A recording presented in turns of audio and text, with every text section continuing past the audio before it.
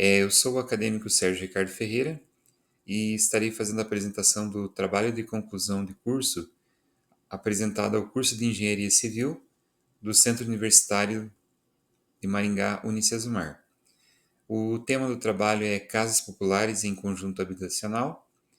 O autor sou eu, Sérgio Ricardo Ferreira, com o orientador professor mestre Dr. Henrique Straioto, Telêmaco Borba, 2025. Então, a introdução, o presente trabalho de conclusão de curso investiga os desafios e as potencialidades dos conjuntos habitacionais de casas populares no Brasil, com foco na promoção da inclusão social e na melhoria da qualidade de vida da população de baixa renda. Então, nós sabemos que da importância, né, dos conjuntos habitacionais, e a ideia é justamente essa, tá estudando esse tema como política social, vendo as vantagens, as grandes vantagens que ele tem, né, para a população de baixa renda, e vendo quais seriam os desafios de melhoria, porque conforme a gente viu, existem algumas questões ali que a gente vai estar, que foi trabalhado que foram tratadas no trabalho, né, aonde a gente vê que não é só a questão quantitativa das casas, e sim também a qualitativa. No referencial teórico, a habitação popular no Brasil representa um campo de estudo complexo, marcado por tensões históricas, sociais, econômicas e urbanísticas.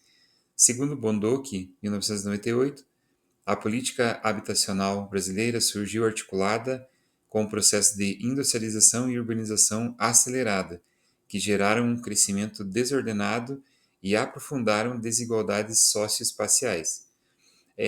Então, assim, no caso, não só esse autor, mas os outros também que foram listados no trabalho, né? Eles comentam que, além da questão de ser entregue essa casa, essa habitação, ela também tem que atender alguns critérios ali com relação à iluminação, ventilação e toda a questão da estrutura também, não só apenas da moradia, mas aonde essas pessoas vão estar indo para, os filhos dessas pessoas vão estar indo para a escola, aonde que vai ter a questão do transporte público, a questão de segurança, iluminação, né? São algumas todo o contexto que engloba essa questão da habitação popular, do conjunto habitacional. A metodologia que foi usada foi a pesquisa desenvolvida em etapas, iniciando com uma revisão bibliográfica abrangente sobre o tema, utilizando fontes como artigos científicos, livros acadêmicos e documentos institucionais. Além disso, foram realizadas entrevistas semi-estruturadas com moradores de conjuntos habitacionais e gestores públicos da área da habitação, a fim de coletar dados qualitativos sobre as percepções e experiências. Então, assim, no município onde eu moro aqui em Telêmaco Borba, no Paraná, a cidade ela é uma cidade operária. Ela teve origem após a instalação de uma fábrica de papel aqui no município, e existiam vilas operárias para o lado do rio, para o lado de cá do rio, né? A fábrica fica do outro lado, na outra margem do rio, e essas pessoas precisavam estar de habitação. Então, em Telêmaco Borba, no caso aqui em específico, os principais bairros que tem na cidade, e um dos mais antigos também, eles são oriundos de conjuntos habitacionais. Então, pela pesquisa das imagens que a gente viu, no começo da cidade, só existiam as casas e os loteamentos, as casas não tinham cerca, não tinham muro, né? E hoje, depois de se passar daí quase 40 anos do primeiro conjunto habitacional, são os bairros assim mais elitizados da cidade, que seriam o BNH e as 100 casas aqui em Tranco Borba.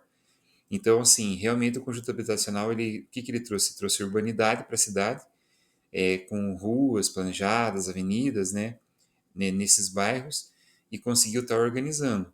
Outros bairros que com o mesmo tempo, com a mesma idade de fundação, já demonstram não teve o cuidado da questão da topografia. Então existem algumas casas que estão na encosta de barrancos, de morros, né?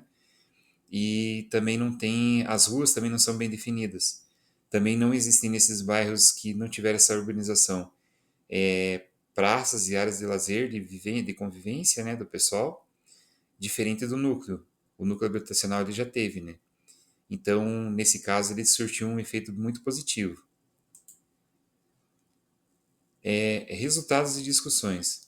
Os resultados revelam que, embora os conjuntos habitacionais tenham ampliado o acesso à moradia formal, persistem problemas estruturais como baixa qualidade construtiva, deficiência nos sistemas de drenagem, ausência de áreas verdes e distância dos centros urbanos.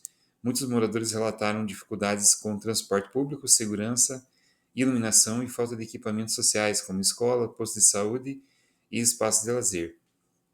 Então, assim, uma questão que foi observada com a pesquisa porque teve aqueles dois conjuntos habitacionais no início da cidade, e depois surgiram alguns outros, né, que ficaram um pouco mais distantes do centro, como o Jardim Bandeirantes, aqui em Telemaco Borba, o Jardim Alegre e também o Rio Alegre. Então já são bairros mais afastados da região central, também por uma questão de crescimento mesmo da cidade, e são conjuntos que vieram depois, e realmente tem essa questão da dificuldade de transporte público, a questão da segurança, né, porque como são áreas mais periféricas, então, entre um conjunto e outro, e os bairros que já existiam, então existem moradores de toda a faixa de renda, e também a questão da criminalidade é um pouquinho mais acentuada nessas regiões, né? Então são questões aí que os moradores relatam também. Conclusão. Então, após a verificação e conversa e elaboração e também lendo o tema, né, constatou-se que, embora o acesso à moradia formal represente um importante passo na redução do déficit habitacional, muitos empreendimentos ainda apresentam falhas significativas em termos de localização, infraestrutura e conforto ambiental. A ausência de planejamento urbano integrado, a segregação socioespacial e a precariedade dos serviços públicos em áreas periféricas comprometem a efetividade das políticas habitacionais. Então, assim, até nas imagens dos primeiros conjuntos que houveram aqui em Telemaco Borba, a gente percebe assim que qual que era o foco? Era entregar uma maior quantidade de casas possível. Então, tanto é que aquelas casas naquele momento lá do passado, elas não tinham muro, não tinham portão, e era uma casa simples, assim. Então, a preocupação, e ainda é uma questão que ainda continua, né? É a questão da entrega da quantidade. Hoje, pelo que esses núcleos habitacionais mais recentes, as casas também são menores. Então, mesmo que haja uma família que tenham mais do que dois filhos, né? O tamanho da estrutura da casa continua sendo o mesmo. Assim como para um casal que conseguiu pegar casa, para uma família que tenha 3 ou 4 filhos, o tamanho da casa, a estrutura do terreno, ela é a mesma. Então não tem uma ação equitativa. Então, assim, é aquele modelo de casa e aquele que vai ser liberado para construção. E também a questão da distância, né? Que os conjuntos habitacionais mais recentes, eles são mais longe ainda, em regiões mais remotas do centro, né? Então, além da questão da habitação, tem que ter também a questão da estrutura para que possa estar comportando essas famílias, né? Junto com as habitações, o postinho de saúde, ele sempre sai instalado também junto, né? E existem algumas praças também que já são montadas desde o início do programa, mas porém a questão do asfalto nas ruas não é colocado já de começo, né? E a questão da segurança, né? Porque como é um crescimento que não é muito dimensionado com outros serviços públicos, com relação à segurança pública até o policiamento, né? Então a polícia até passa lá pelo que eles comentaram, mas não tem uma frequência muito assídua.